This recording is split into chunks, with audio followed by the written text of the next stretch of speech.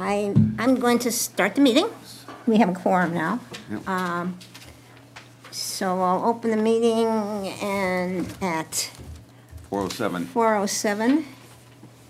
And we'll start with the minutes, which I neglected to put on here, I just noted. The minutes went out this afternoon or yesterday evening, I forget. If everybody's had a chance to look at them? If not, there's copies here. The only thing I saw was Deirdre's name is misspelled. Still? I've changed her name so many times, that must be the wrong template. So we will correct her name. Yeah, take one. I had made some changes when Mose originally sent it to me. Sure.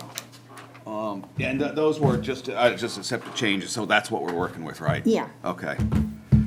So I move we pass approved minutes with Deirdre's name corrected. A second? Second. All in favor? Okay, great. Now let's get the right agenda.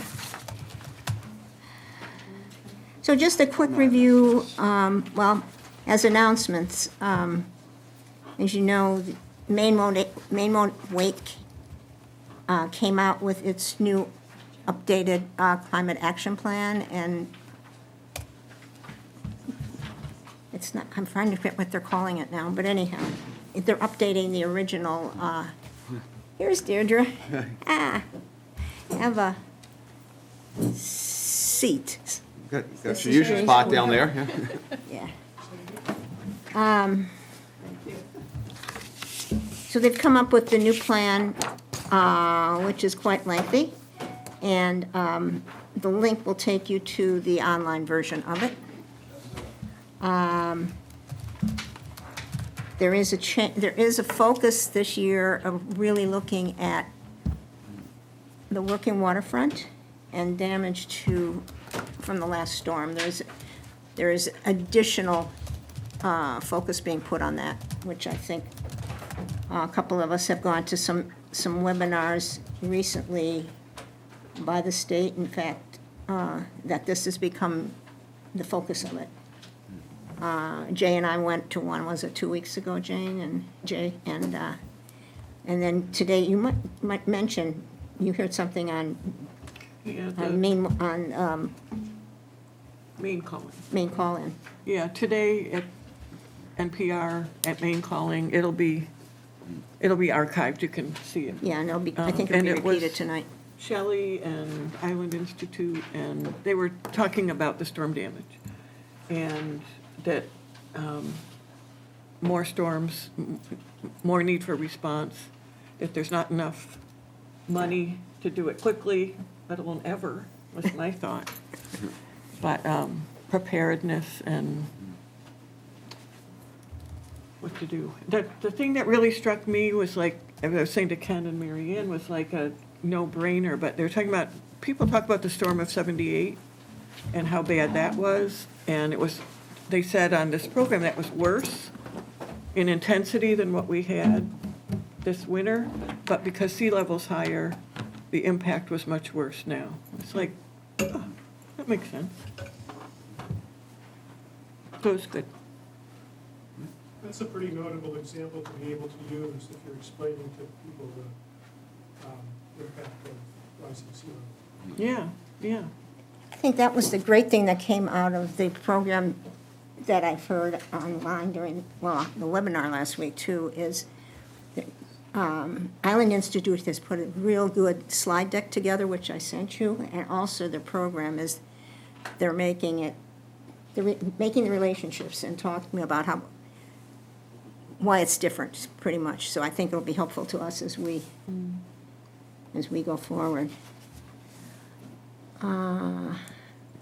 Is the other increased focus social vulnerability? Yes. Yeah. And social vulnerability is another thing they were talking about, and emergency services, which is a good segue into the planning grant that we're working on now. If we're past that, finished on that. After going to that, I realized that I think our grant will be stronger, which we tried to do by introducing ways we're going to use the information from that grant in educational forums and working with partners.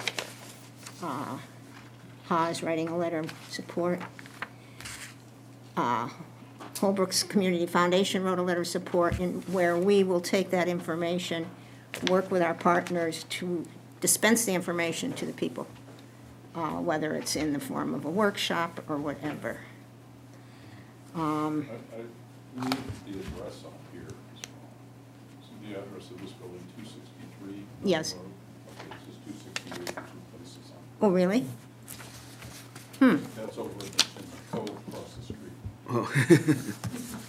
Thanks for that. Thank you, Holly. I didn't realize that. I forget where I got the address the first time from, and then I pick it up each time.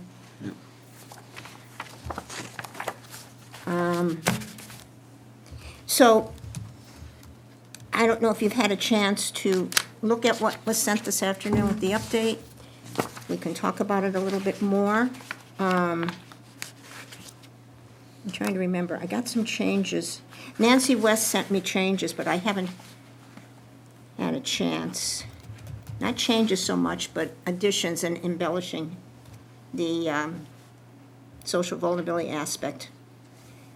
And those will have to be put in. Did you want to say something? No. No? Okay. I had general things, a couple around Ha. One is, I think I added the part about, as sort of the outcome, the meeting, Ha would work with this. But do we have Ha buy-in on that? That was sort of my assumption when I added that. Let me find the page under. It's under- It's under results or outcome. Okay. Yeah, it said, town will work with Harpswell Agent Home on how to use the tool, et cetera. Is that, do we have buy-in? I know Well, they're yes, partner Ken. on this, but I. That was a wonderful suggestion, and it made me contact Ha Yeah, and okay. Holbrook's. Yeah. And it was really good that you put that in, because it just was kind of the avenue to start working that and put it as more, even as a point in the grant itself. Okay, I just didn't want to commit to them if they weren't No, they could- in on it. The other thing that occurred to me, I think back to page 11, it mentions under community engagement, so, there's mention about Harpswell Agent Home meal delivery service. Should we somewhere, probably before then, define a little bit more what HA does? I mean, I think Maine Coast fishermen's people are familiar with, and I think someone not familiar with it might not realize all the different things HA does, because they sort of started out, I think, the more home repairs, and then they evolved to meals, and so I just didn't know, somewhere we want to sort of flush out a little more,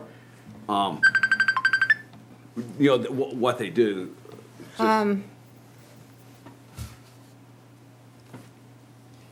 What I was going to say was that Ha, in their letter, explained that. Now, maybe we can figure a way to take a piece of that from that letter Yeah.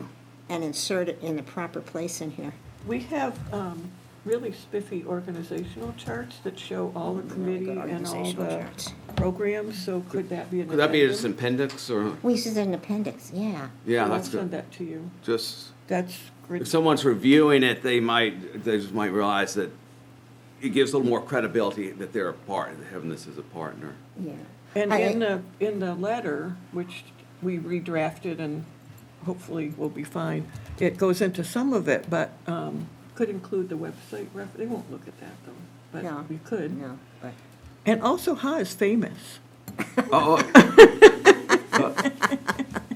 I mean, seriously. among these grant reviewers, I hope that's true, but well, it's interesting too, is I was looking for something on Ha, and I said, they have the best webpage. It is really good. It's it's laid out well, I think. It's Leanne Grillo. Is that who did it? Leanne did it? Well, she's the person who keeps it up, or the originators were others, but Yeah, but it's she's the reason we have such great communication. it's really excellent, I think, because it's very concise and it's very clear. And, Similarly, for that letter, I went to the town website to look for, and there isn't anything.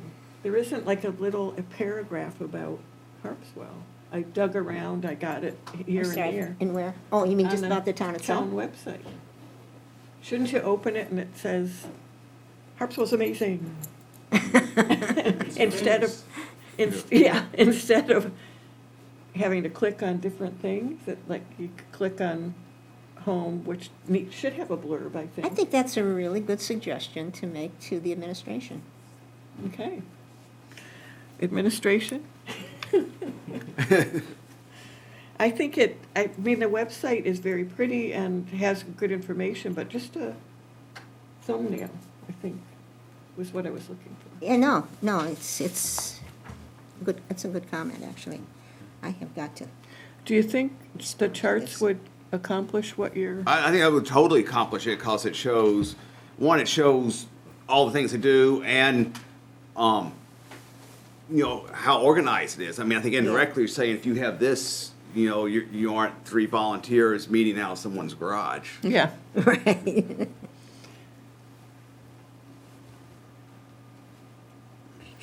I'll send it around. See? Pretty? Yeah, just, Oh, okay. just send it That's to, great, yeah. I'll need it to put, when I put it together, I'll need the, whatchamacallit. You'll need one? I'll need a copy of it, so I'll have to put it in the grant package.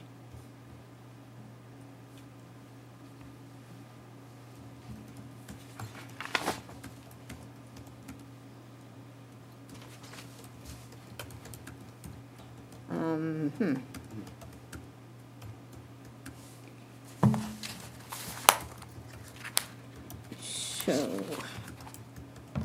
So I think we're just about, Nice job getting to this point. feels good, doesn't it, Ken? We're usually doing it, I mean, I'm not gonna say it too loudly, I'll whisper it, but we're usually doing it much later. Good. Anything back from the engineering firm? Yes, Oh, basically, he got back to me today okay. and said that they could do a written proposal for us. But he also had some questions that he thought we might want to discuss. So I was talking with Matt to see if we could set up a Zoom meeting in the next couple of days Okay. to hear what, we haven't talked to him at all. We had this terse email going back and forth. Yeah.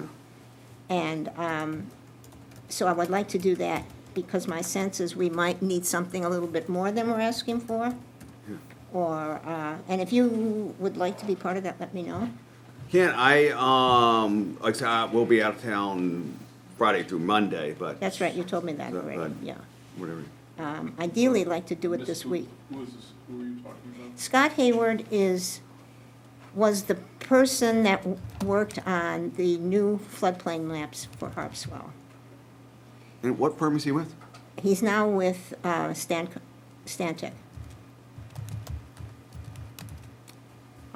There were three original engineers that worked on the program for Harpswell originally. Lila Pike, Scott Hayward, and Nathan Dill? Nathan, I think it's Nathan Dill. They all worked for Ransom Environmental at the time. None of them work there any longer. Nathan and Scott are with Stantec, and Lila is with GEI. So what I found out in speaking with Lila is that the project that, that the town undertook with the other towns, which was a The cohort with Cohort West Bath and two. Phippsburg. West and Scarborough, and anyhow, it was because it was felt that the FEMA maps were not correct enough for our topography. And they worked it out, so many of the towns, many of the places in town who would have been in the flood, needed flood insurance, no longer needed it. We want to take that map now, because it's more specific to Harpswell, and add these layers for sea level rise to better estimate. So, what was your original question? What if we reach with them? I think sort of the follow-up other thing we talked about is, and I think that would be discussion for the Zoom, is exactly what they would be providing. Would it Right. just be a digital file? Would it be, we keep saying interactive, but I think that's, if I was reviewing a grant application, interactive can mean a lot of different Yeah. things. I think You brought that up. clarification, interactive. What we took was, Mark had originally laid a general description of what he thought would be good for us to get funding to do. I took that description and sent it to Scott. He got back with 3 different options, which basically are spelled out in the scope of work in the ordinance. I mean, in the grant. I think it's important for him to talk with him, to make sure that what we think we're getting is spelled out there, or maybe something additional should be added to that. And basically, as I said, whatever in the grant is, I took verbatim from his offer. Okay. That's Mark Ironman? No, from Scott Hayward, Good. the engineer. But you said Mark, Mark gave us the original description, and that's Mark Ironman. Mark Ironman, Yeah. yes. I then sent that to to him, Scott. He looked at that and came back with 3 proposals, of which we're picking the most comprehensive. So, but having never had a discussion with them, I think it would be beneficial to do so. Yes. Did you want to add anything to that, Matt? I'm going to be Mark? asking him at that meeting about what the workflow is going to be. So if we are feeling like something is, later on in the process, feeling like something isn't enough, we'll know what's possible for him to adjust. Because I anticipate that might be something that happens, regardless of how much due diligence we do in the front end here.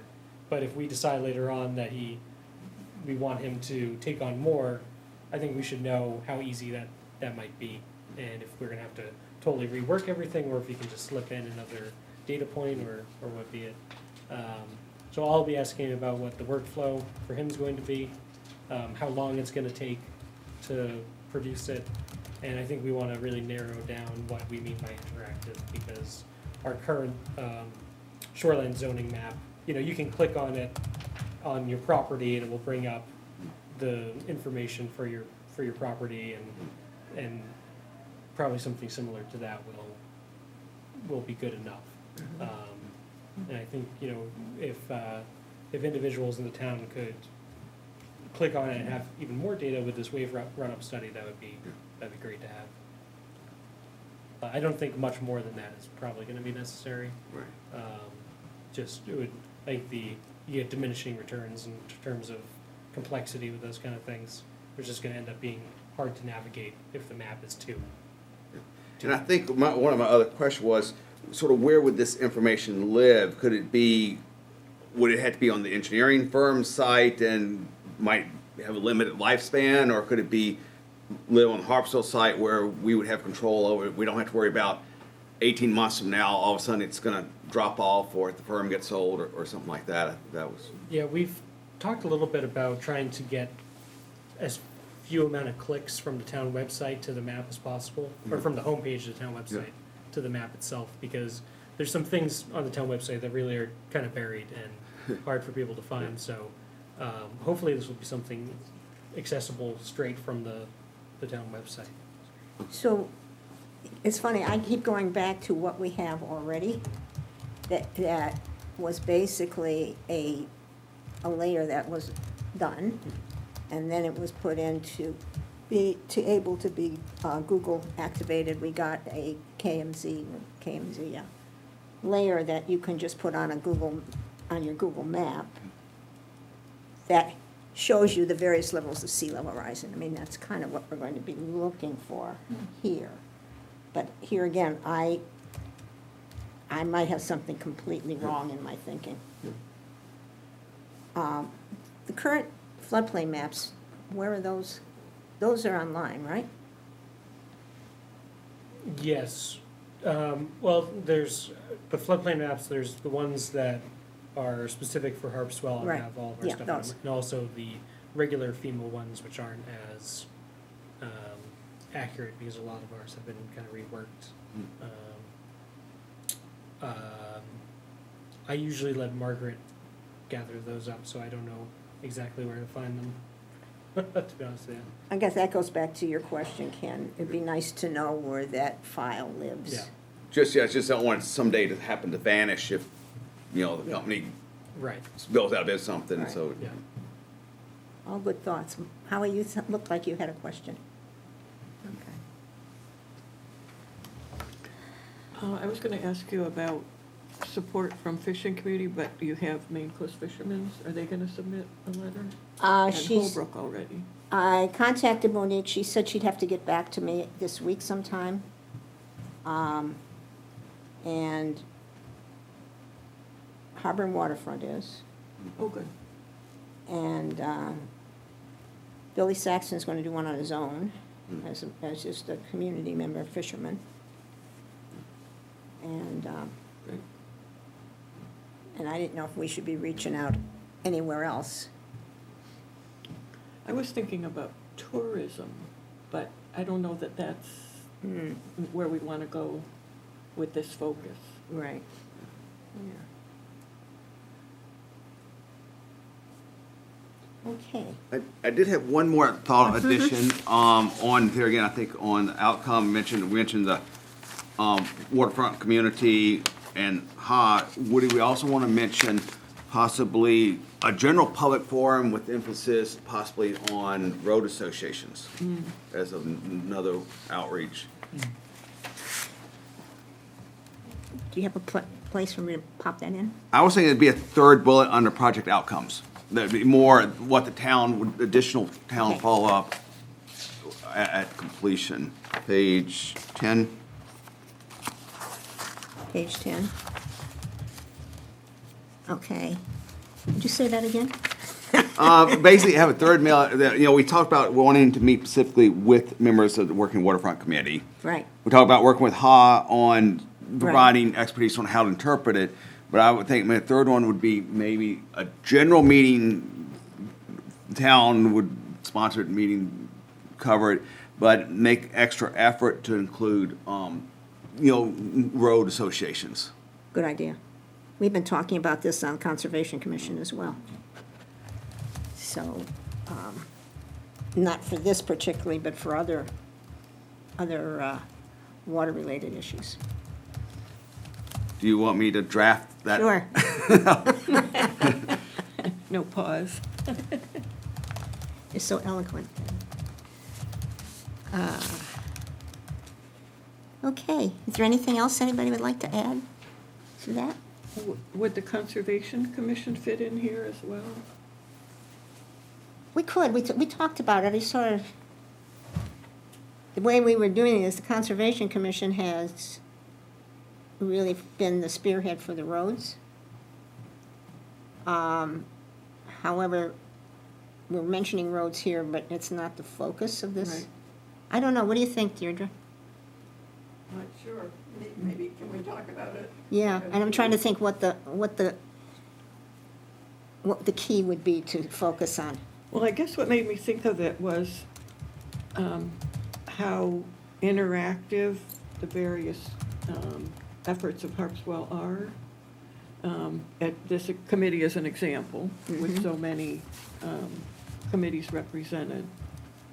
And the real strength, in my opinion, is that there is that connectivity between this committee, the committees that are represented in this committee, including Conservation Commission is represented, somehow make that point that, we're amazing. Let's figure out, if we can, if it fits in and If it adds fits. to it, I think And if anybody comes up with something special, we send it around.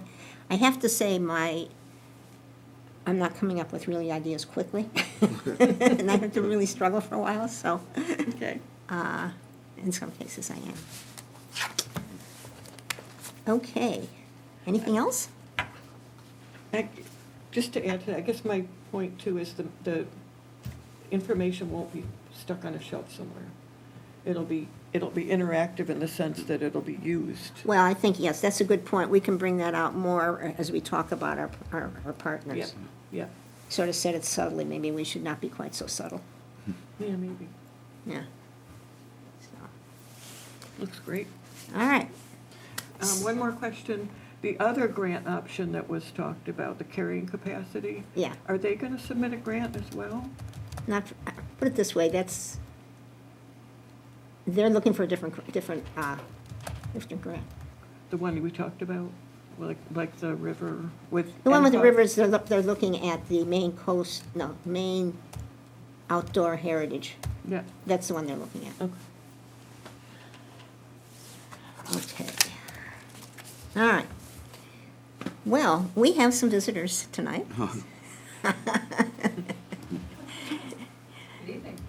I'll let you start. Now, the only thing I'm going to ask is, those microphones, make sure the lights are on. Okay.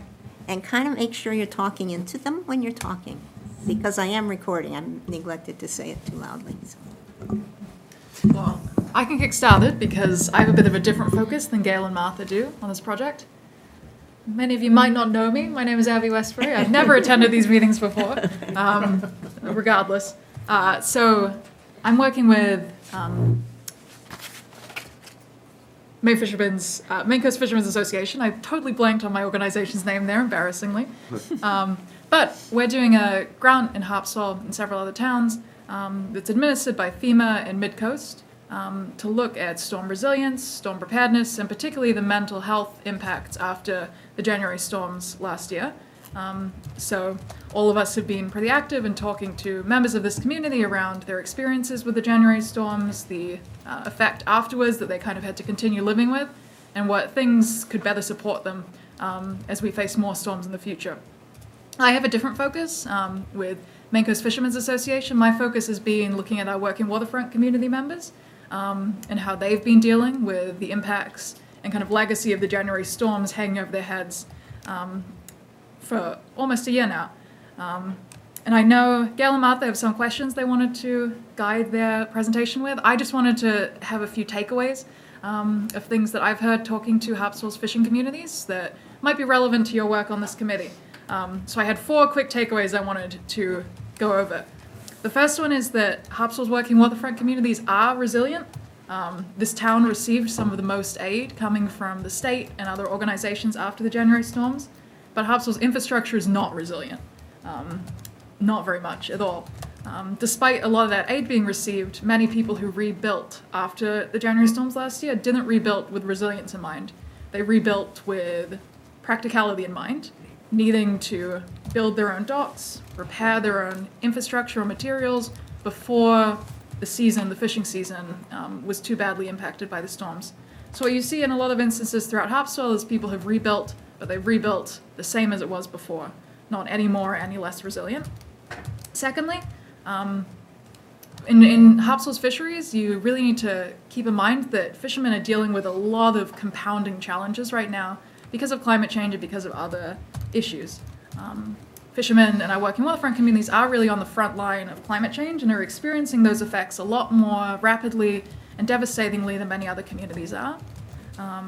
There are things like declining stocks, change in the regulations around which fish you can capture and harvest. They're having new gauge increases to the lobster fishery coming in next year, which is the big example of that. It means you can catch about 10% less lobsters next year because of these new regulation changes than you would have been able to catch this year. There are new whale requirements coming in that might revolutionize the way gear is used in the fishery and require a significant amount of investment on fishermen into buying new gear. There are challenges in relation to offshore wind, which might be more of a symbolic threat now that a new administration is coming into the office, but are still a threat in many fishermen's minds. And there are just the practical things of increasing costs for bait, gear, boats, materials, increasing costs associated with storm damage and storm preparedness, and increasing costs with trying to grapple with all the new regulations coming in. So when we're talking about climate preparedness in our working waterfront communities, I think we have to have the lens in mind that there's a lot fishermen are already kind of actively struggling with, trying to deal with, and any adaptation needs to have that lens as a focus. Thirdly, I only have 2 more after this and they're quick. A lot of the things fishermen describe needing in Harpswell are the same things that just would be good for community members. Things like greater communication and information to fishermen after storms happen with regards to what they should do, how they should recover, and what aid might be in place. A lot of concerns around roads, the accessibility of roads as things flood or trees and lines come down, making it impossible for fishermen to get to their homes or their businesses. And then a real desire to have more support either from the town or from the state for resiliency preparation. Fishermen do want to prepare for storms. They do want to prevent themselves from getting hit by what we had last January, where the storms put a lot of fishermen out of business for several months. So preparation is in mind. It's just when fishermen are told to prepare but aren't given any resources or guidance as to how to do so, that's when there can be quite a bit of friction with regards to questions of resilience. And last, I just wanted to bring up the emotional impact of the storms in this community. A lot of members of our working waterfront community are really stressed and really concerned about the future as climate change gets worse and worse. A big way that this manifests is I've talked to the Harpswell school system and heard about how a lot of children who used to assume that they would go into fishing businesses like their previous generations and their family have done so, now have a question mark about their future and uncertainty about whether or not they'll be able to carry on the business that their family has, made a legacy of. More and more students coming in and saying things to their teachers or counselors about the fisheries are dead, or Mills is going to kill lobstering, those sorts of things. And it's all a reflection of how the emotional impact of the storms translates from the home, from the household, from what children hear their parents say, into their actual experience in school and their kind of understandings of themselves. Those are my big 4 takeaways of talking to our working waterfront communities, what they've been saying. I've kind of joined this meeting today with this MCFA focus on the working waterfront communities for 3 reasons. Firstly, just to join the conversation if you all have any questions or want to chat about the working waterfront communities and preparedness. Secondly, going into the 2025 winter, we are really concerned that we're going to get hit again. So what we did want to kind of have people know is that if you do know any fishermen who might struggle with storms or be wondering about preparedness, please feel free to refer them to me or Monique with this program, and we'll try and work them through preparing for stuff. And lastly, my last point is your job on this committee and in your regular life means, and also in preparing for storms and doing things around storm resiliency and stuff, can get really emotionally stressful. And you're often dealing with people who are at some of the worst positions in their life. In this job with reaching out to our working waterfront communities in Harpswell, I've had a lot of really emotionally difficult conversations of people not knowing if their house, if their livelihood is going to survive the next storm. And that can get really tough on you and without having kind of a knowledge of how to grapple with those situations well. So MCFA is organizing a mental health first aid training here in Harpswell. It's December 19th. Mental health first aid is just basically like a first aid course, except the mental side of things. In first aid, you learn if you have a cut, you put on a bandage. Sorry, Martha, the nurse expert here. Mental health first aid says if someone's having a panic attack, if someone can't stop crying, if someone feels emotionally overwhelmed, what's the bandage in those situations? So if in your job or volunteering on this committee you've had any issues with kind of mental health out in your work, please feel free to let me know if you'd like any more info on this project. December 19th? December 19th, Okay. it's 8:30 till 4, and it's free. Yeah. That's it. Gail and Martha, I'm sorry I took so much time away from you two. Gail Hayes, Bailey Island, and Martha Israel, Cundy's side. we were hired by Maine Health to help them fulfill a grant. And the grant comes through the Substance Abuse and Mental Health Agency of the state of Maine. We are also volunteers at Harpswell Aging at Home. And it's through Harpswell Aging at Home that we are actually, we come under their auspices. We're paid by Maine Health minimally. But anyway, so we're looking at the psychological, and we're supposed to be, looking at the psychological and emotional impacts that the older community has been feeling during this post-storm period. We have been going out to committees in town, to organizations, to book clubs, whatever we can find. We've been going out to talk with them. And the things that we're talking about to them is, we ask, first of all, what was the impact to you? And we give them little cues. Did you have power? Did you have potable water? Did you have food? Were you food insecure? Did you have enough medications? Were you able to get out from your home? So we kind of cued them on different aspects of what can happen when you have an emergency. What we've gotten back is that people are most concerned about trees falling. That is the biggest, and it's, is it going to fall on my house? Is it going to block my way to get out? And what's it going to cost me to take care of the trees that come down? We've also talked with some road associations, one road association, and talked with them about the fact that if trees come down, it's up to the association to take care of those trees. It's not up to somebody else. The other concerns have been, is the causeway down at the end of 123, is that going to be flooded again? Am I going to be able to get out? What's the emergency services for me? Yes, there are some EMTs that live all over town. However, there's not an ambulance. There's not the things that you need when you are confined to a space, and yet you have a medical emergency. The second one is, in that same vein, there's two of them actually, two more, is the causeway out on Long Point, and what happens if something happens to the Bailey Island Bridge. How are people going to get emergency services? How are they going to get to and fro the island if something happens to the bridge? So those were a lot of the concerns. And then loss of food. The greatest thing that we've seen is that as we speak in these groups, people start talking about how they can help each other. And they, oh, I've got a freezer, I can help you. Don't let your food spoil. Come and bring it to my house. So we've had some of that. We ask them, what's your greatest concern for the next big storm?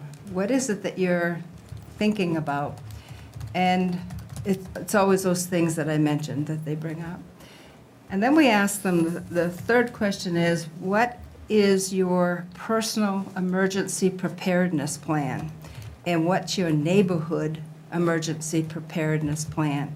And most people don't have either. And so we're getting people to think about what's my personal responsibility, knowing where I live and what the impacts of a storm can bring to me.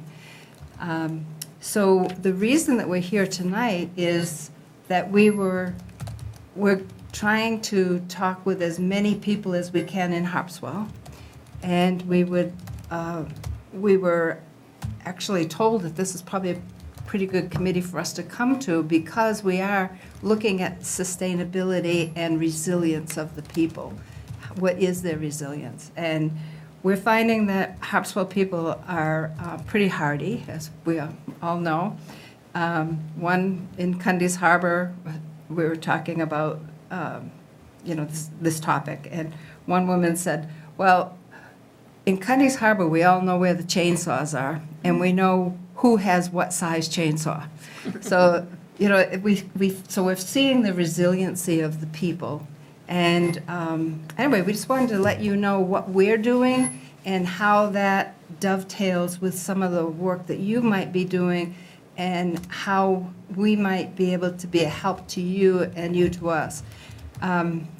In the next couple of months, we're going to be going out to people's homes, older people's homes, and Harpswell Aging at Home has emergency kits. So we're going to be bringing those to them From Maine Health, we have Datira bags, and if you're not familiar with those, they're little bags that you can put outdated or not being used medications into, add water, seal it, and it's biodegradable so that it can just go into your trash can and be disposed of. And we're taking medication boxes. So we're going to be doing a lot of education with people, older folks within our community. And so any questions of us? Well, I would, actually, it's there. When you listed the concerns that people have in the storms, I think one other issue that you skipped is phone communication. Oh. We do talk about it. Okay, We do. Okay, you I mentioned I that. gave you the top three. okay. Yeah, but yes, with the phone communication, personally, for me, I have no phone if the power goes out. On the east side of Bailey Island, there is no, not power, but connection. Service. Cell service. Service. It's just gone. So without Wi-Fi, we have nothing. I used to have a telephone, a landline. However, what we're being told by a dispatcher from the Brunswick area is that Consolidated Communications is going to stop all landlines starting in 2025.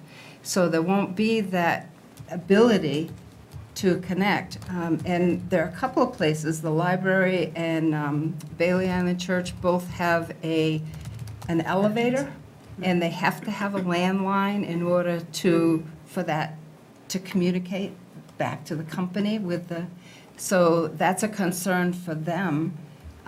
So yeah, we have talked about communication. So two things there. One is that a lot of people's landline is not a copper wire connected to Consolidated, it's a phone connected to their Comcast connection. Correct. And those go out typically an hour after the power goes out.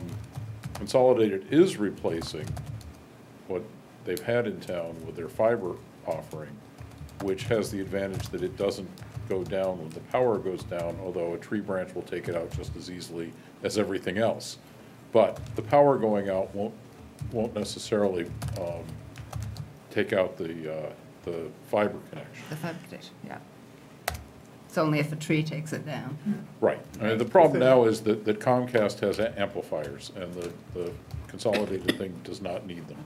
So the Comcast, they've got an hour's worth of battery in the amplifiers. And so that's why you lose phone, internet, and TV an hour after the power goes out, give or take. I can confirm, I think the longest power outage we've had so far since I've been on Vidium is 3 hours, but it did stay up for at least 3 hours. And I suppose there's no limit in that, how is it? Right, as long as the fiber's intact, it should just work. As long, I mean, you have to have power at your house to operate the equipment, but lots of people have generators. Right. But I know that a number of people expressed to me, on the Energy and Technology Committee, that the fact that you lose phone service through Comcast an hour after the power goes out, and the power goes out for more than an hour rather frequently, was a concern. Yeah. You can't make a 911 call at that point. Right.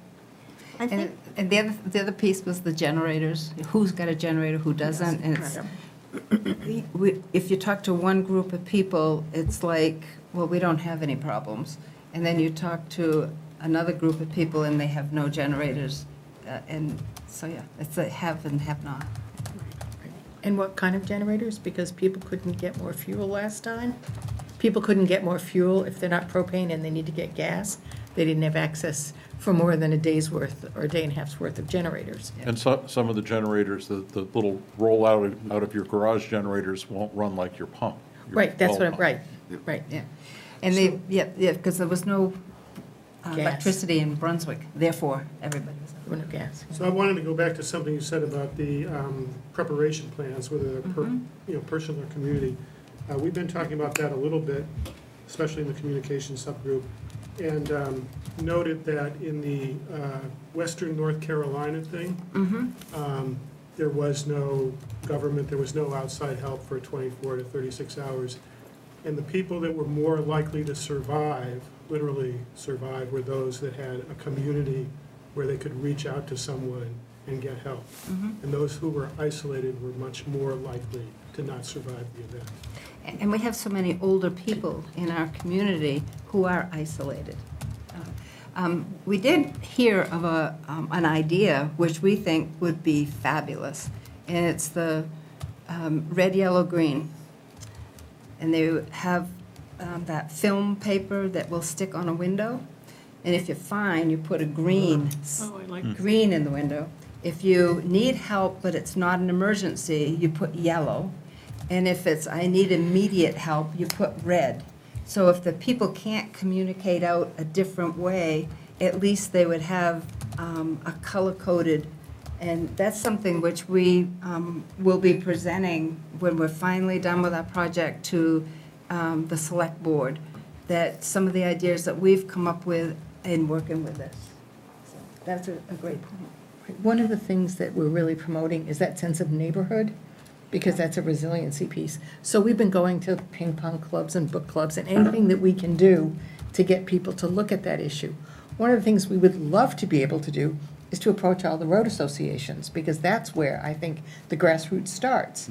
Partly because a lot of the things that we go to, Harpswell, like any community, is full of people who participate and people who don't. So we've been to more church clubs and stuff. We've reached everybody who is a group participant.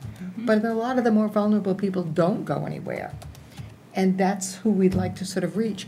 But there's no comprehensive list of road associations in Harpswell. There is no. Which there should be. We'd like to help with that, because if there was, we would start promoting it for all kinds of things, not just storms, but HA would love to be able to say to people, every road association needs some kind of a communication system, some way to know who's vulnerable and who's not. Yeah, that question has come up Right. before, and And the Conservation Commission had tried to figure out a way to get this list, and there is no list in the state.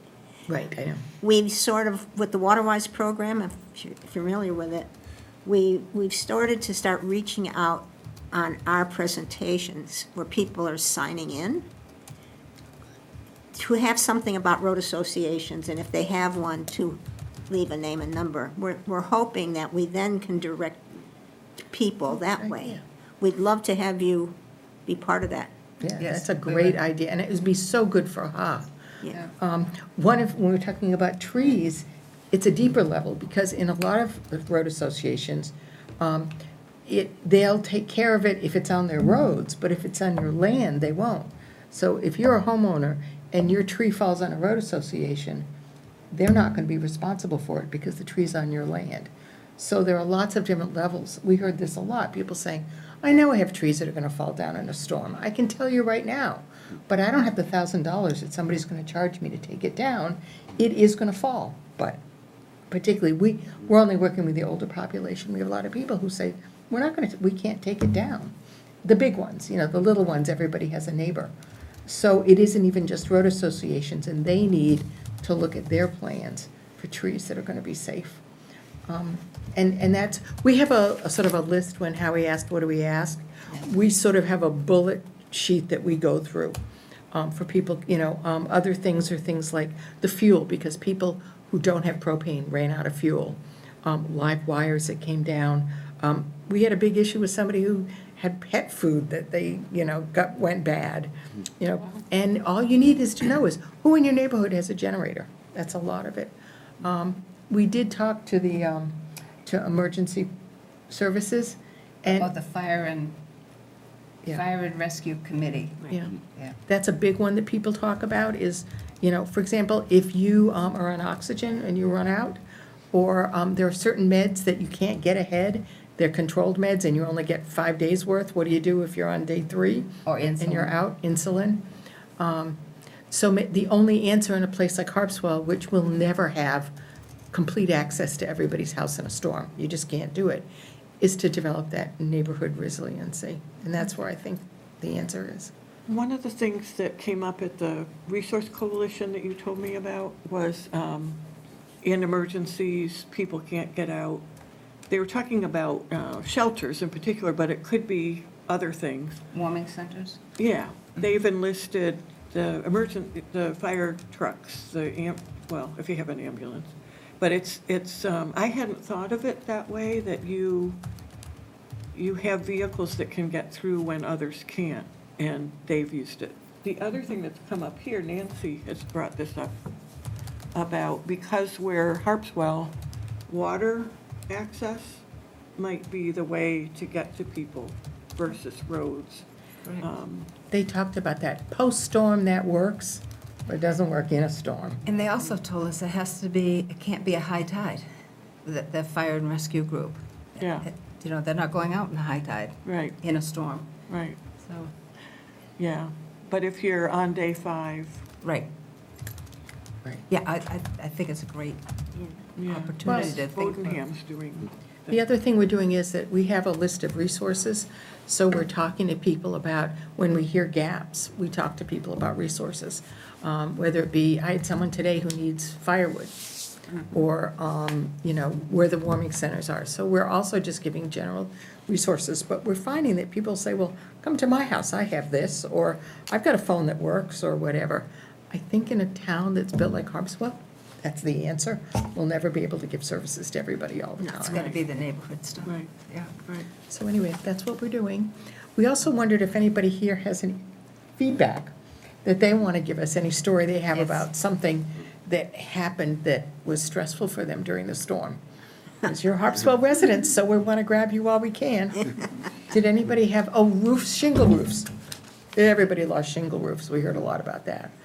We didn't, Yeah. surprisingly. I didn't, Anybody know or have any neighbors that really had difficulty? I don't have any neighbors. Yeah, well, it's all anonymous, all anonymous. We had the situation of trees down and people pitch in, just as you were describing. Sometimes even against advice. Right, because the wires are down and near them, yes. Yeah. YOLO, we had a guy like that in one of the big storms after the lines went out on Oak Ledge, and we even had a guy on the street that was volunteer fireman. He said, don't touch this stuff, don't touch this stuff.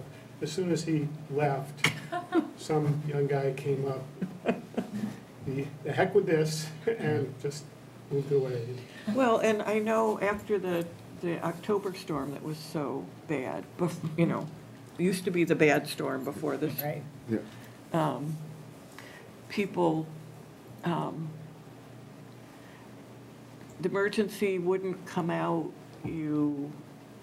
but there you are stuck. Your road is closed off, no medicine, all of that. So people did pitch in against advice, but a lot of the advice was don't do it because the generators can back up into the power lines. But there you are, day 9. Right. You know? So in other words, the concern about doing the hack electrical hookup is really what the, Well, or it backing up, the generators can, right, if they're done They're correctly, halfway, that's yeah. possible, but people do hacks that can, Right, correctly hooked up, they can't do that. but Yeah. that's why CMP is so big. Correctly is doing a lot of work right there. Oh, I know. I did also notice after that storm that CMP had put some stuff up to deal with that, which was the 3 lines on the poles were wired together with big jumper cables. So if a generator did start to backfeed, it was going to fry itself. Interesting. I feel better, I think. Yeah.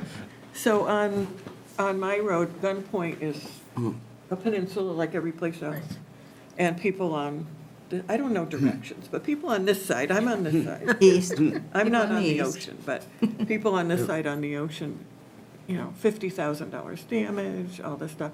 And on the NPR call today, main calling, one of the things that was said was FEMA, a lot of money came in, but you can't do better, you can only do exactly what you had. So, is that right? Is that, I know that the state Yes. money was toward resiliency, Yes, but, yes, that's right. And so if- that's nuts. Yep, and if buildings if buildings get demolished, you can only replace it with a 200 square foot building. So like, if you look at Abner Point with Sean Baumgartner's place, Glenn's Lobsters, he has a huge building that holds all of his bait, his salt, all of that. And he would not be able to replace that whole building the way the law is today. And so the people here in Harpswell are actually, Select board. Christy and Terry and all those people, they are working with the state to see if there can be some variances with that. Right now, the answer is no. And so another question that was asked at another meeting that Jim was at, my husband, that I wasn't at, is if you had a wharf, it had a building on it, you had to rebuild the wharf, and you moved the building off from the wharf, could you rebuild or bring the building back in the same? And they couldn't answer that question from FEMA. They don't know.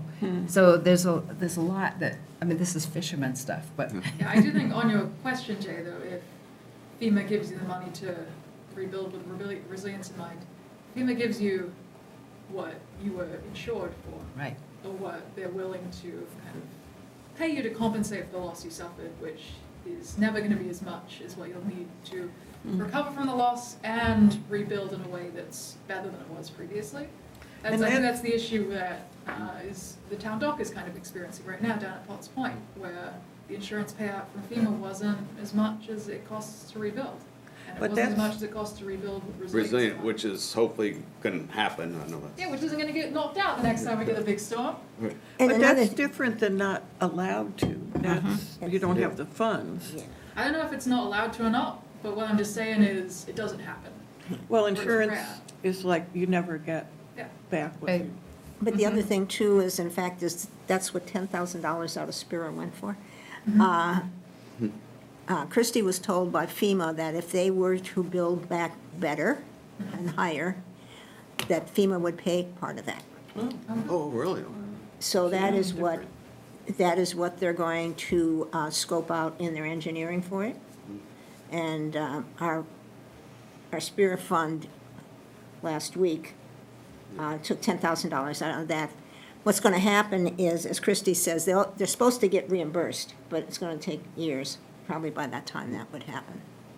So they're going to go for designing for resiliency, take advantage of FEMA's offer. Now, I don't know how much of that is for municipalities, but I would assume FEMA would want you to build back better, because It makes sense. it makes sense, so that they're Well, not paying. Is it possible that there's two different things here? One is, they don't want you to take the FEMA money and build something even bigger than you had before. Right, Just because you want something fancier and you can afford it. They Correct. don't want something more, they don't want increased vulnerability and exposure, but the other side of it is, if you're going to build something that is, more appropriate, given sea level rise, more resilient, I can see where that would be a different issue, two opposites there. and I think that is what the issue, because many places, they'll tell you, I believe, that you have to have a higher freeboard if you're in a floodplain, so, Yeah, that's state money, that resiliency money, you had to show that it was more resilient than what, wasn't gonna be the same, that would have the same problem. which money? I'm not sure. I don't know. I'm not State sure which money. money it Like the is. waterfront infrastructure. Oh, Yeah, oh, yeah. oh, yeah, Exact yeah, same. yeah, yes, Like that, 50 million that came through. Yeah. yeah, Yeah, you Oh, definitely yeah, needed to that you rebuild mentioned. better. yeah. But that was only like, I think only about 20 or 30 million went specifically towards working waterfront properties. Right. The rest of that 50 went to other projects and municipal stuff. So if you think about 30 million and the average dock repair last year with January storms was probably between $500,000 and $1 million in costs. 20 million doesn't go too far. No, it doesn't. So what you were talking about, Gail, was that state law versus federal? Because I suspect Yes. both need to catch up, but that was Yes, state. it's a state. So speaking with legislators would be a good idea. Cloture is January 10, the last date for bills to go in. Ah. If So- you need that. Talk to Cheryl. Yeah. Well, this has been good. Yeah. I think it's a good chance for us to have more discussions on this as we go forward, too. Yeah. Because, you know, one of our action items in our plan is to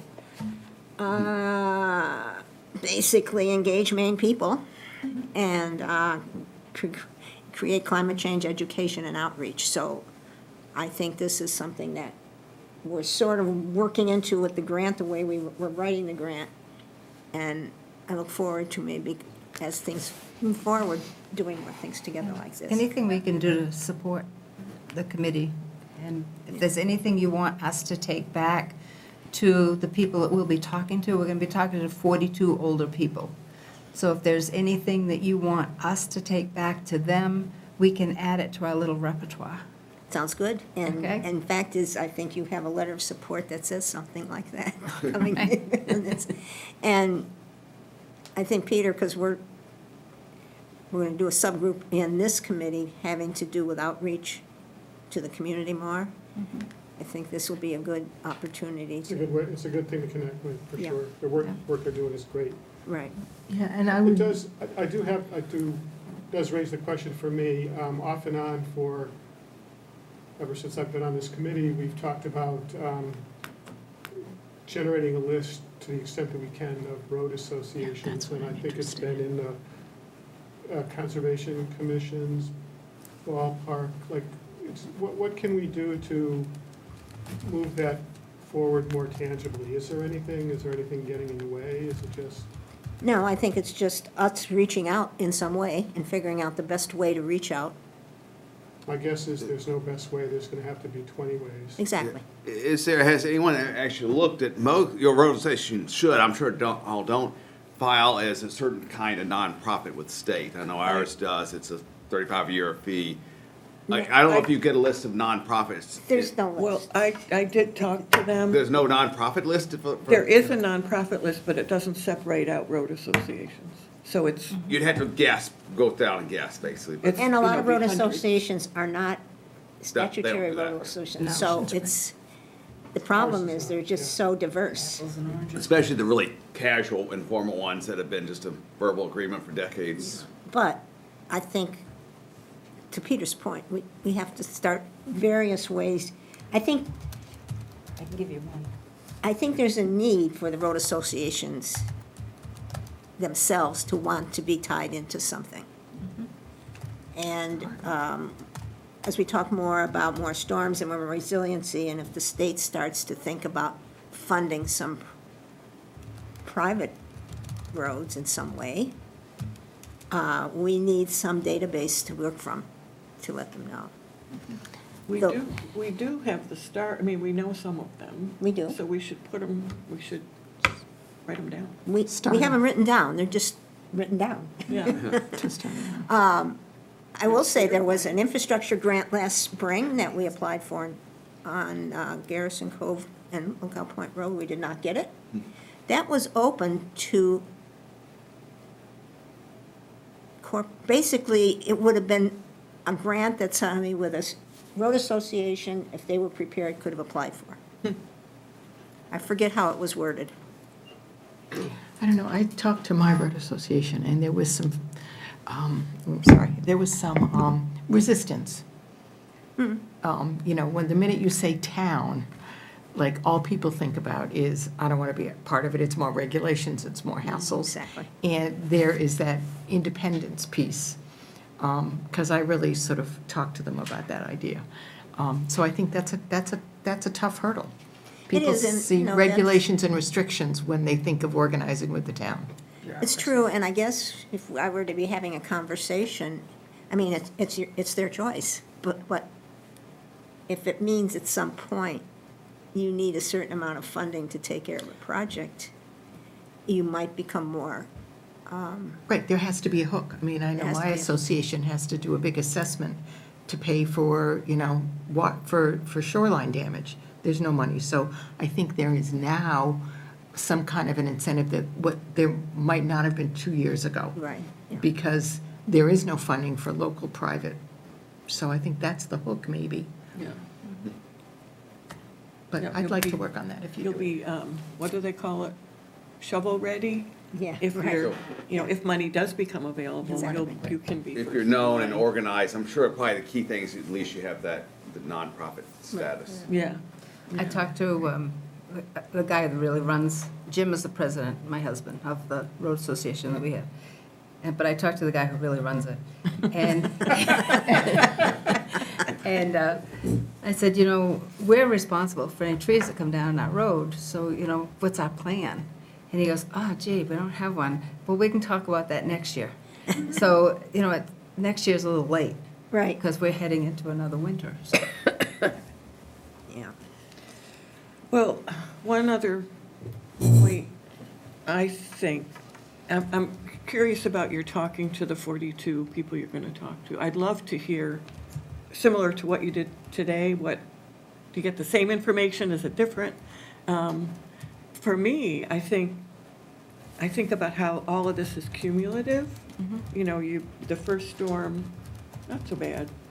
The 15th, what is going to happen now? It's the stress builds on, and with all the other pressures, the fishing families that the kids aren't going to be able to fish because the regulations and the cost and climate change and all of that. We're not a Building. North Carolina level storm. No. If you look at it, the fishermen were greatly impacted, probably more than anybody else. But we're not that kind of storm, but we're getting there. And you're right, the 15th storm will Right. bring us something different than what we've had in the Yeah. past. And I think on the plus side, the kind of work you're doing, what we're doing, conservation, is recognizing things need to change, and state law, federal law needs to catch up. Well, I think at the comprehensive plan task force, one of the working waterfront reps talked about the idea that maybe some of the smaller fishermen, they have their own dock or wharf or whatever, they might be able to survive financially one repair, maybe 2 repairs, but there comes a point in time when they become tapped out, and then they lose their ability to have their own business. well, I this, have one more, I'm sorry. And now my brain just went to. uh-oh, sorry about that, Gil. I remembered.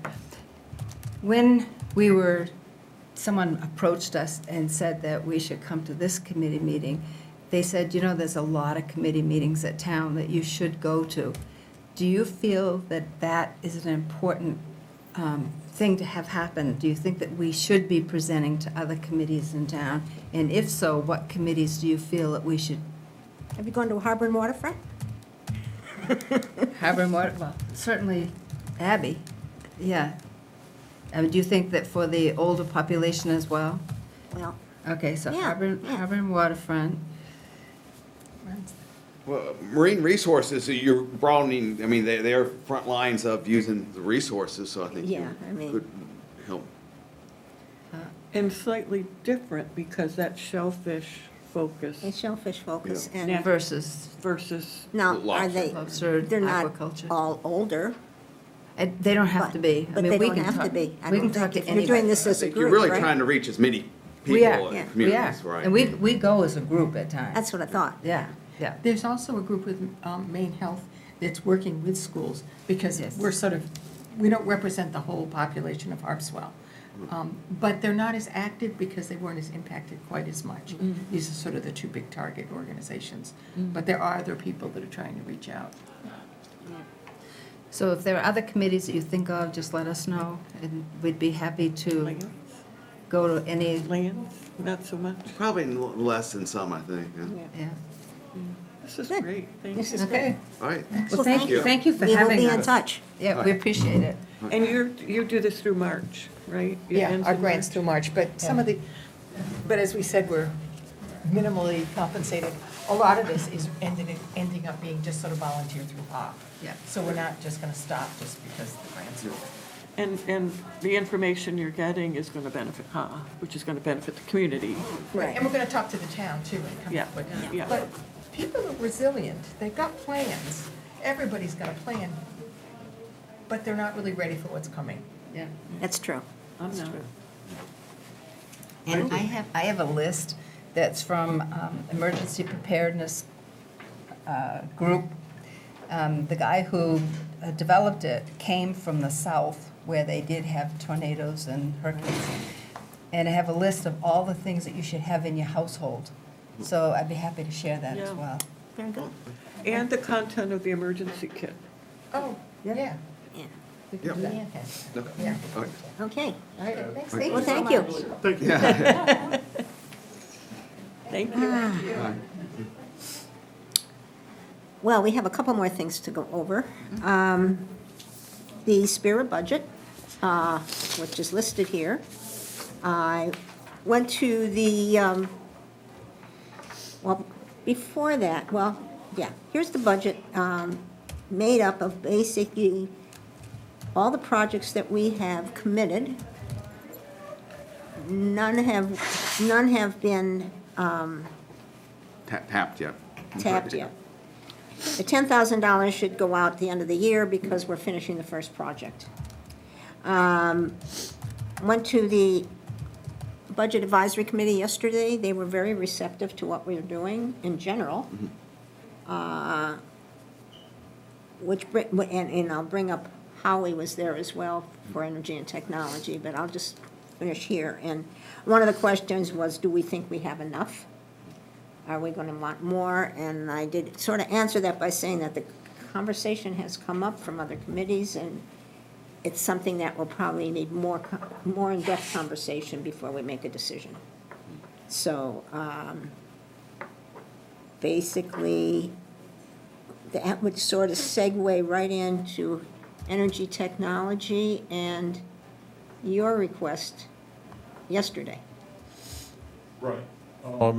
The Energy and Technology Committee put in a budget request for a solar consultant to advise us, because we've got a bunch of ideas, but the weeding out, you know, all the different things and coming up with a plan to go forward with, I think we need somebody who's in the business. And in fact, I found someone who is not like a salesman for one of the solar companies, and who, Independent or. yeah, and in fact, he said that the state where we are now, where we have a list of things that we'd like to consider and try to figure out which ones make the most sense, is the right time to contact him, because he's just spent an enormous amount of time unraveling a mess that another town got into because they dove right in and then went, oh, wait a minute, this isn't going to work. He said, we're in the right position now to talk to him before we've done anything. And the Budget Committee had a number of questions, but basically, I don't know that, What are you asking for? $12,000.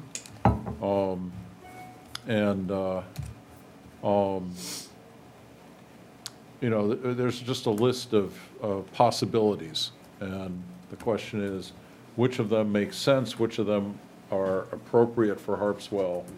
And this guy sounds like he'd be a good resource for that. There are maybe others, you know, other consultants, but I don't think there are a lot of them. Is this all related to town infrastructure?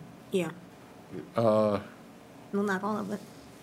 As opposed to advising town residents about? Yes. Yes. Yes, this is, For town. This, I assume one of the options is the solar panels on the old landfill.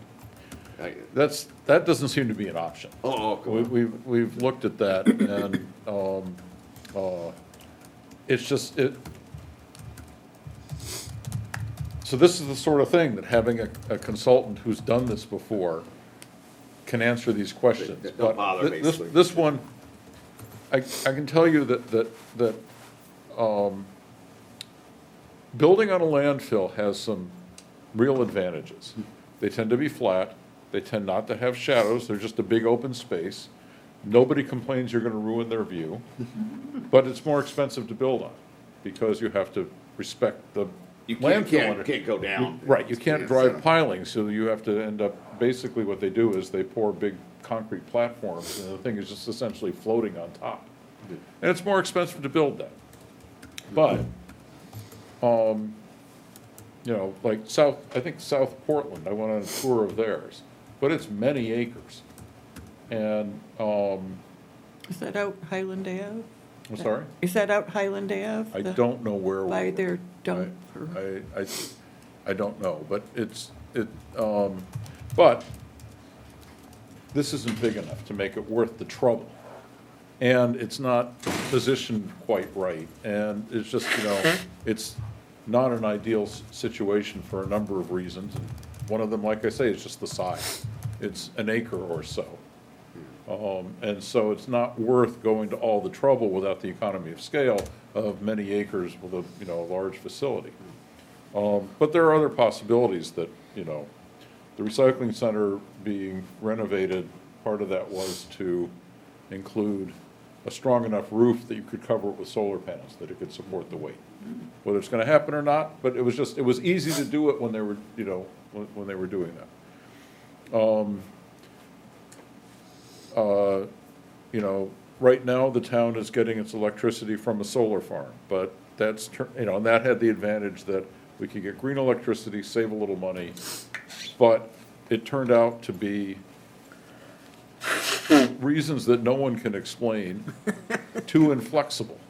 So the credits are going into accounts that were designated when we signed up, and there's like 10 or 12 CMP meters for the town, and, you know, several big ones and a number of small ones. And the They're going against the small ones. What's that? And its credits are going against the Well, small. no, I mean, I think one of the biggest problems that caused us to get out of whack is, we replaced all the streetlights with LEDs. And the three biggest meters in the town are the LED, or the streetlights, this building, and the recycling center. And so, when they allocated the initial allocation of where the credit should go was based on the 2 years' worth of bills for all those meters. Well, now the streetlights aren't using as much electricity, and, you know, the credits are building up, and we're forfeiting some, and there's a lot of finger pointing when you say, we want to move these. The solar field says, CMP won't let us, and CMP says, that's not our problem. And so, you know, one of the questions yesterday was, well, what are you going to do about that? And I said, one of the solutions is to give them a year's notice and use that year to build our own solar array. But, you know, the question is, how do you figure out whether that makes sense? Because it's upfront capital cost, but over the long term, it's much cheaper. So, you know, and it was like, well, you know, one thing to do is to figure out if we're only going to be in this, you know, this inconvenient position for another year, then we don't really need to solve the problem so much as make a plan and do something else and get out of that agreement. We have to give them a year's notice. So that would be the sort of thing to look at. You know, it's possible that there's enough space right here to put up the same number of panels as we have dedicated to us at that solar farm. The other possibility is down at Mitchell Field. Yes, the proposal on the ballot on November 5th got voted down, but that was a much larger and a commercial application as opposed to the town owning a small array down there, about an acre is roughly what it would be. And using that in place of the solar farm that we're signed up with right now. That'd be roughly the same amount of generation. And so, I mean, that's what we wanted. We want somebody who can help us sort all that out, because, I mean, I've looked at it, and the one problem is, we meet once a month, and you go through and you look at some things, you get some information, but every time you go around the loop, the goals moved. The panels are cheaper, the incentives have changed, the electric bills are higher, you know, all these issues. So the question is, you know, let's get somebody who can sit down, look at all the ideas that we've come up with and say, this makes sense, this doesn't, you could do something like this, but, you know, and then compare it to figuring out how to fix the arrangement we have currently. And just have that as a, you know, you know, a ground case to compare against. So. So would, the other factor that I think you're talking about too is the, I don't know, social impact. I mean, like Mitchell Field seems like the third rail to me. So do you spend time on that particular Well, idea I or mean, not? I think that something that we could do here, again, Mitchell Field's nice because it's wide open. You can drive pilings in, you could put this array up, you could hide 1 acre there a lot easier. You can hide 5 or 10 or 15 acres. There's a low spot that, you know, we've looked at and said, you know, we could just put an acre of solar panels in there, it wouldn't be anybody's way. But another possibility is to put pavilions over these parking lots, and then the solar panels on the roof of the recycling center, you get yourself pretty close to that same, you know, that same square footage. And, you know, the town I moved here from, when I was down there recently, I took pictures of what they did. The library parking lot is across the street from the town city hall. They covered the entire parking lot with raised, you know, solar panels, and they put 10 charging stations in across the street at City Hall for 10 electric cars that the town has. And, you know, that these parking lots probably would not, you know, involve people complaining about, you ruined my view. Yeah, So basically, giant carport. Yeah, exactly. And I mean, you know, that's what they did down in Newton, Mass. The whole parking lot at the library is that's just covered with them. And they've got charging stations across the street, so. Keeps the ice off the windshield in the winter. What's that? We keep the ice off their windshields in the winter. Yes. Like how the neighbors parking. And it would be cooler My in the summer. hometown, Hingham, Massachusetts, did the same thing with parking lots for the commuter rail. And people love it because, you know, have more lighting under it, but it's a little bit more shielded, so it's not disturbing neighbors. So people can get in and out safer when they're coming home from work in the winter, and they're coming to a car that isn't covered in snow when they're going back. And probably isn't 120 degrees inside in the summertime when all that Right. sunlight is beating down on the solar Right. panels instead. Right? So, I mean, you know, I'm sure that that's not the least expensive project, you know, compared to, you know, putting them on the ground somewhere. But it still might be something that would be worth considering and factoring in, you know, the advantages to it and see what the cost is, see whether we have enough space here, that sort of thing. And So, see if the people agree. The people. Well, it'd be good to have a concise plan to be able to present to the town, which it sounds like a consultant could do that for us. let's see, the other thing at our recent meeting, just that, in the last month or so, Thayer, that's doing all the renovations on this building, had, I guess, been saying for years that someday you're gonna have to replace the boiler that's on the other side of that wall. Apparently, they recently said, this is the year, it's not gonna make it through the winter, so I think they may have already replaced it. Hey, can you smell the oil? That smells, It's been in here for three or four. oh, it smells almost more like glue to me. I thought it was. Yeah. Maybe it was Well, something- I Now we're think, back that- to the mimeograph smell. does it get upstairs, the Yeah. smell, up to you? Well, they constantly walk in and out of my office, so they all smell like oil coming out. But yesterday down here, it was a combination of oil and somebody using some kind of sanitizer to camouflage it. Oh, well. It's still What alcohol. I don't know is, I think the new boiler may be propane. Oh, I think they took well, out an they oil. did take a tank out. I saw it in the truck yesterday. Well, I think that, yeah, I think Oh, the so new they might one have may gone be to propane, propane. because I don't know that, the new one can be modulated by, over a factor of 10. And I think that's It has to easier be to do propane. with, I think that's easier to do with propane than with oil. They could need a lot bigger tank than that one out there, which isn't even big enough for the generator. Yeah. Well, that's possible. Um, Well, we don't have, well, propane they can do, yeah, that's true. Sorry? I was thinking natural gas, we don't have it here, but we don't have Not it. much, but it's essentially the same, Yeah, same mechanism, it's just that, but an oil burner is very different, and I don't, you know, I don't know that you can modulate the amount of flame as easily with oil as you can with gas. I So see. natural gas or propane, you can get these boilers that, instead of just being on or off with a giant ball of flame inside them or nothing, they can modulate the amount of flame inside and over a range. This one is a range of a factor of 10, so it can be putting out anywhere from 40,000 BTUs to 400,000 BTUs, depending on what the demand is in the building. I see. And makes them way more efficient, because instead of just creating a huge amount of heat and trying to put it someplace and then nothing for a while, it can, you know, just match Gotcha. what the demand is. A couple of guys on the committee are in that business, and they agreed with the choice of the replacement.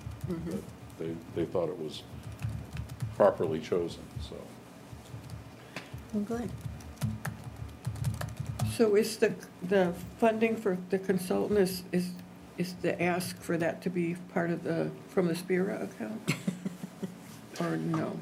Well, put it this way, they went directly to the Budget Budget. Committee. And I went with our request. I didn't even know they had put that in.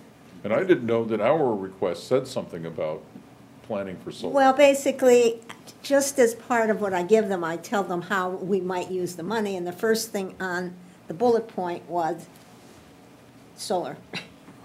So Christie. They noticed that there were two applications for what sounded like the same thing, so that's, Yeah, that's that's what what- I think part of yesterday's And meeting that was part of it, about. and then so anyhow,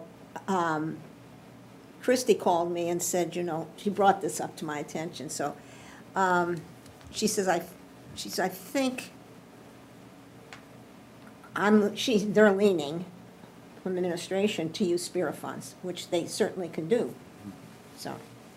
I said, it was too bad I didn't know about it 2 days ago, I would have asked for more.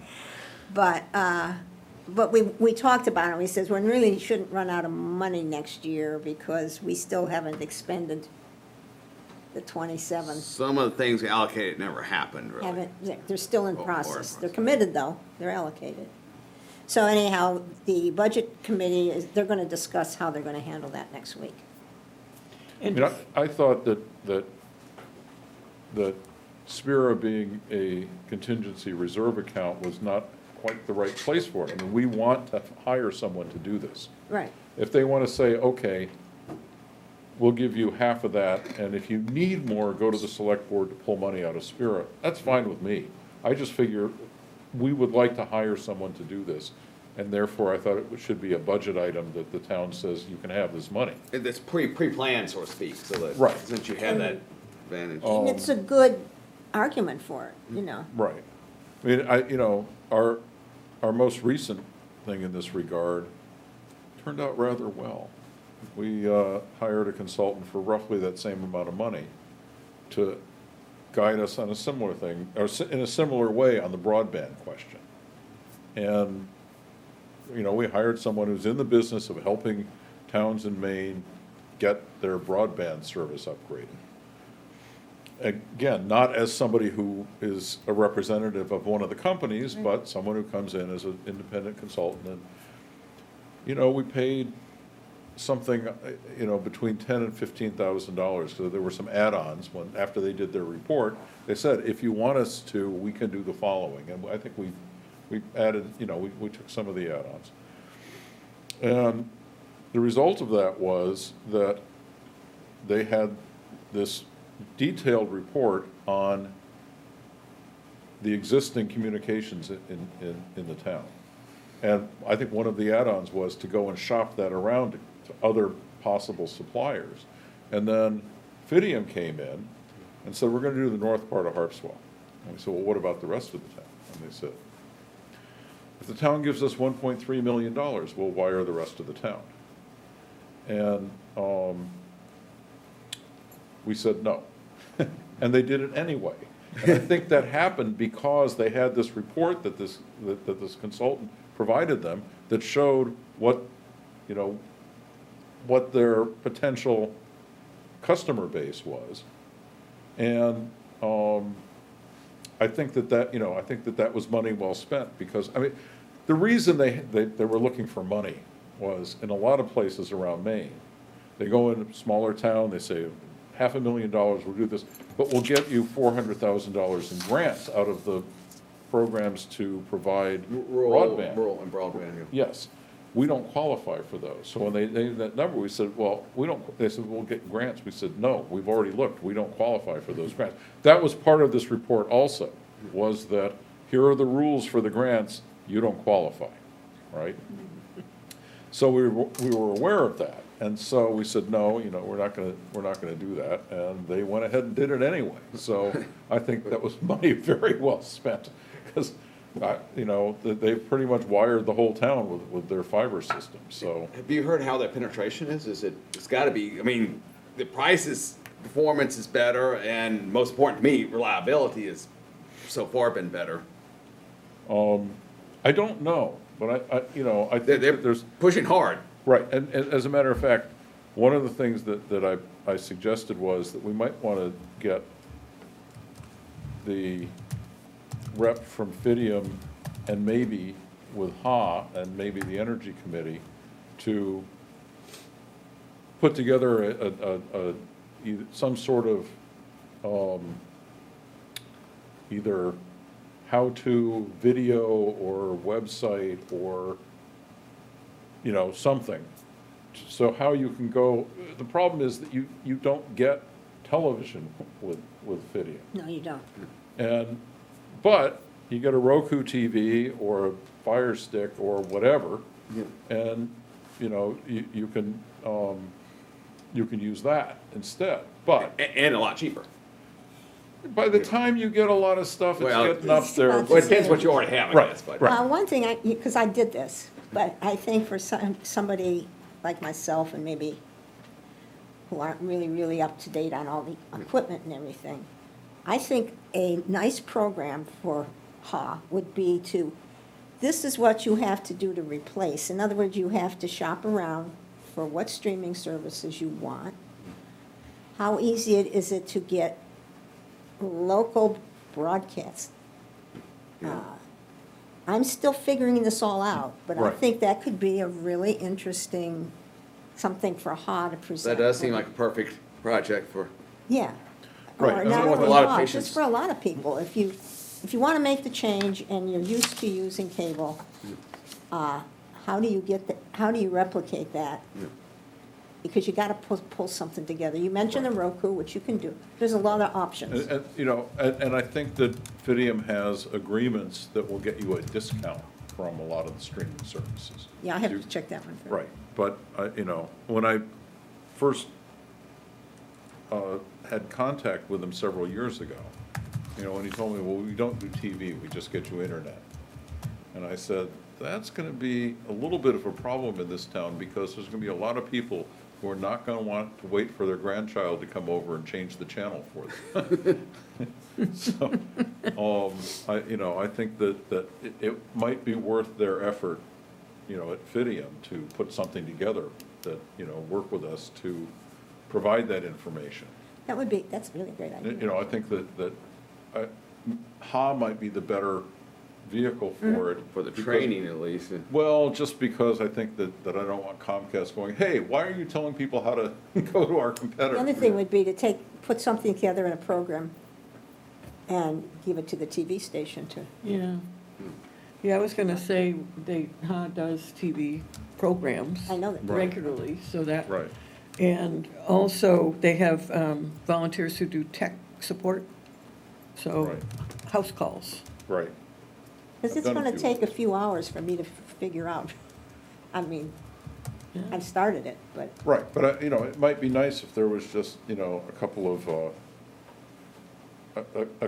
prearranged things that you could just, you know, say, all right, I'll be happy with Netflix and my Roku TV, here's how you do it. Or Yeah, I want something like that. YouTube TV because I want the local channels and, you know, that's where you get to almost the same price as Comcast. by the way, I'm trying to figure out, you know, if you don't subscribe to YouTube, you get a lot of commercials. And now we're using it for the town meetings that we're televising. So now I have to look at commercials to look at a selectmen's meeting? Really? I don't know, I I'm not didn't sure. I think if you can specify that your channel is non-commercial, and I've been told anyway, that then YouTube won't run ads against it. Because That the would be town something wouldn't to- get any refund back from YouTube like a lot of content people do, so that would make sense. But anyhow, then maybe that's another thing you would include in this type of informational. Well, there's YouTube and there's YouTube TV, Right. right? Two different things. Great, I'd love to know the difference, but not here. That's what happens when you start talking. You're throwing terminology out. I just never had investigated it enough, and I don't know that I'm the only one. So, Not. so anyhow. Well, good. One last question. So you're talking about programming specific to switching to Fidium? Or to a fiber system? Well, right. Or non-TV system. Right, really. 'cause the issue is that Comcast generally is internet and TV, or just TV, I suppose, for some people, but probably, you know, Bundle, as in they this call it. location, you know, I think most people are probably going for all three, phone, TV, and internet. Yeah. And the problem is that I think you can get phone through Fidium, but Yeah, what he said to me when I asked about TV, he said, well, we think that's a 30-year-old model, cable TV, which it's true.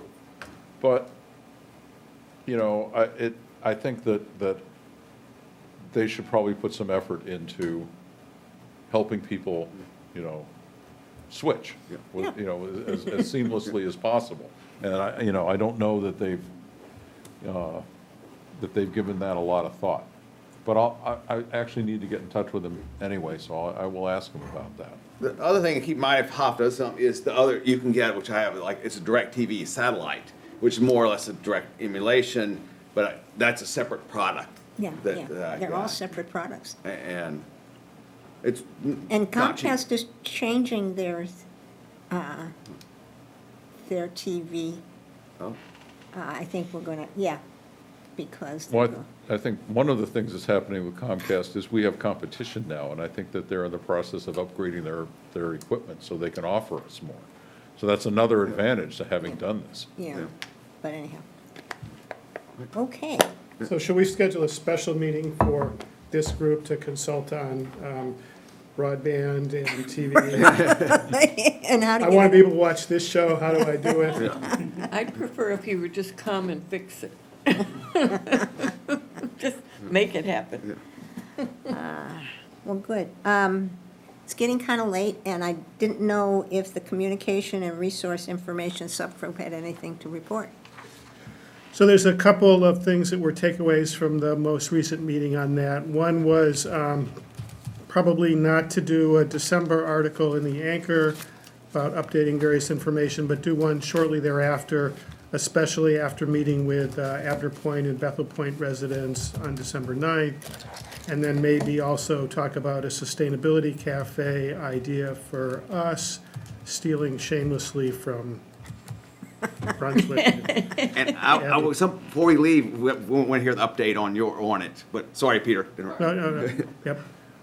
We also talked about developing a resource card, a small card that you could hand out to people that would talk about emergency services and various related things. So we're kind of working on that. There were a couple follow-ups, mostly in Jay's situation. And then we also talked about Efficiency Maine and pointing out that Efficiency Maine offers some beneficial services to folks, but it's very difficult to sign up. So we're going to be looking into how to make that easier for folks, or what we could do to help them, so that when they're done signing up for their TV over Fidium, we can sign them up for Efficiency Maine. Combine the programs. There you go.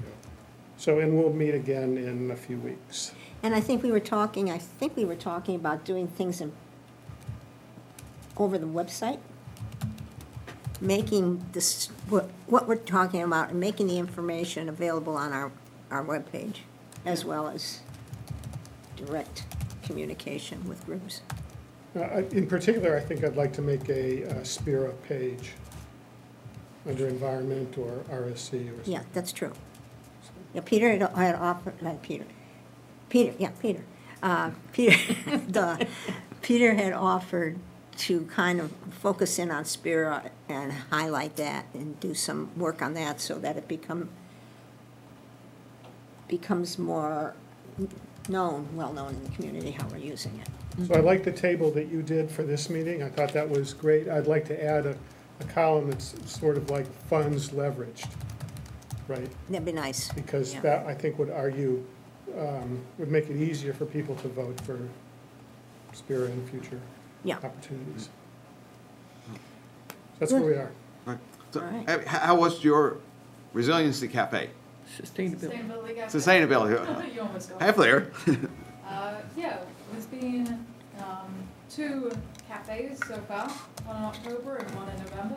The next one is happening next Saturday at Curtis, so if any of you are popping by Curtis Memorial Library, I'll be upstairs in the morning. And then I've had 2 other events with Brunswick's Repair Cafe, Yep. where I've just sat and tabled with them. The actual cafes have been all right.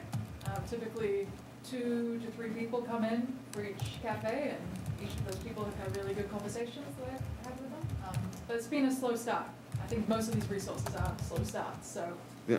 regardless. But most of those conversations people have been about smaller, maybe not smaller, but more mundane, everyday questions, a lot of trash and recycling questions that people have. Because I guess recycling is now a super confusing thing, which it kind of is. And then a lot of questions about kind of entry-level renewable technologies and renewable resources. So people wanting to dip their toe in with like a heat pump, or start talking about solar panels on their roof, or those sorts of things. Or water heaters has been a big thing people have kind of asked about. The heat pump water heater, Yep. they're pushing that. So those have been the big topics to come up there. I'll say it's been a bit more successful having the cafe at the Repair Cafe so far. I'm not Okay. sure if that's just because it's a new resource, so people don't quite know about the Sustainability Cafe yet, but at the Repair Cafe it's been good because people often hang around there waiting for their stuff to get seen or repaired, and in that waiting time often it's a good place for people to go, oh, maybe I do have questions about, can I recycle glass? Or some guy came up to me and asked about chicken tractors, and I was like, I have no idea what a chicken tractor is, but I'll look it up and try and help you with it, who knows?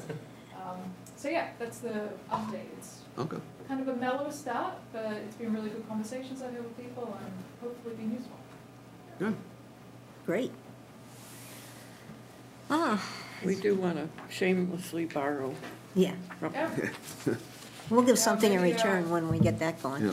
yeah, maybe getting into next year, we can see about having one Sustainability Cafe at Harpswell. Yeah, I think the next one is March, maybe? The We next, usually don't have them over like December, January. Next one. right. Yeah, So, finish up. so far has done 2 a year, so October Okay. and I think March.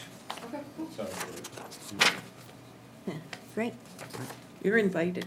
Oh, thank you. I'll do the good work for you, Jay. Are there any other things to be brought up? Ken, did you want to bring anything up from town lands or anything? Or- I don't, but you did remind me, we need to start doing our king tide monitoring for the winter, so I'll put that on our agenda. You know, it is interesting, Burr Taylor was on the Conservation Commission when we started this project in 2016 of the Picture Post project. Yeah. He left the committee years ago, but he kept sending tide updates Yep, I'm on the list. until, I think, in the fall. Yeah, now you mention it's been a little while. He stopped.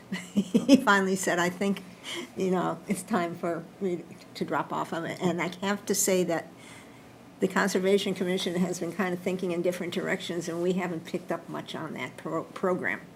So, We'll try to, I mean, like, so we have dedicated volunteers for different sites Yeah. around town, so we'll yeah, try to at least keep something going there. yeah, so, but anyhow, that is a good project for the winter when we get our highest tides and storms. Yep, in daylight. And in daylight, Yeah. yeah. So, So I had one question. When the folks from HA were talking about, preparedness, do we have something on the committee's webpage that just has a list of things that everybody should have, or a reference to someplace that has something like that?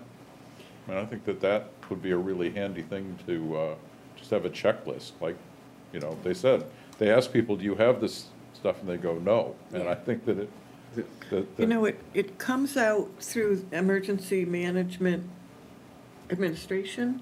yeah. Right before a storm, there'll be a nice Facebook post, and I always want to find that again, and I never can, but that, There might be something for our committee page, just to Yeah. Yeah. have if it's a link to somebody else's or whatever, but just, that'd be the sort of thing to encourage everyone to have a look at. It'd be nice to have a sort of consistent one, because I think one of the challenges you have, TV station puts one out, HA may put out one. I think if you could have a Yeah. unified one, I think that you hand out the transfer station, or HA hands out, or whatever. Yeah. yeah. it's a good idea. Marianne and Howard, we can chat about that if it's something you want to do, because Gail and Martha do have that list of, like, where all the warming centers are, where you call if you don't have your medication, and the storm's coming and you don't have anywhere to refill it, so they already have those resources printed out. All you need to do is put them onto the website. And that has come up, in fact, is I think Jay's trying to set up a meeting with Mike Drake, the town has a lot of services in place, we just don't know about them. Yeah. So we were talking about it on the outreach committee, about getting this information consolidated in one place so it can be on the town website. And the town website is a good place, but having a resource card or, a sheet that we can pass out, because a lot of people, even if the website were easier to navigate, wouldn't go there anyway, they just don't think to go there, so. Well, the thing that you hand out could just be printing out what's on that Absolutely. that Exactly, page. Absolutely. exactly. You had the same thing in both places. Right. Yep. Or have it out in the lobby in the town office with other Right. printed. I just looked up Emergency Management Administration and found it, so I'm sending it to you. Oh, thanks. And it's not like, it's a long list, and build a kit, emergency supply list. So pulling from that as opposed to, or you could do a link, but it's not, No, I think we It's can not talk very about how the best way. user-friendly. This Are is you from sending Howard. us a link to what's on the town website? no, to what's on emergency management preparedness. Is that, is it towns or no? Okay. State. State. Okay. Okay. But it Which would- county? Could pull from. Which county? Well, it's not specific. Okay. Well, it's interesting, because Jay is working in that area, and we're in Cumberland County Emergency Management Organization, and Saginaw has its own. And the Saginaw's, I understand, is quite informative, but yet, Well, Cumberland County uses Code Red, okay, which is, I don't know, Art Howe would never jump in on what it was all about. And then Saginaw has adopted a different system, I'm forgetting right now, but it seems much easier to sign up for and access and understand. But we're part of Cumberland County, even though historically there was an effort to join Saginaw County. But I'm on the list for Saginaw from my West Bath days, and they're very informative. So, And that's a little bit of the disconnect too, I think, because we know we're part of MCOG, for example, Maine Coast Council of Governments, for so many things. But we're part of Cumberland County for emergencies. So it's a little bit of a disconnect Yeah. when you're thinking about it. But we're going to put it together. If there is no other items, We're adjourned. I'll we will record it. adjourn Motion at to adjourn. 5:57. good meeting, though.